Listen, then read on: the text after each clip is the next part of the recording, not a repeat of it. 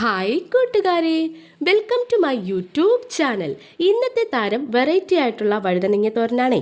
ആദ്യം ആവശ്യത്തിന് വഴുതനങ്ങ, ഒരു വലിയ സവാള, ഒരു കഷ്ണം തേങ്ങ, 3 പച്ചമുളക് ഇവ നന്നായി കഴുകിയെടുത്ത് അരിഞ്ഞെടുക്കാം.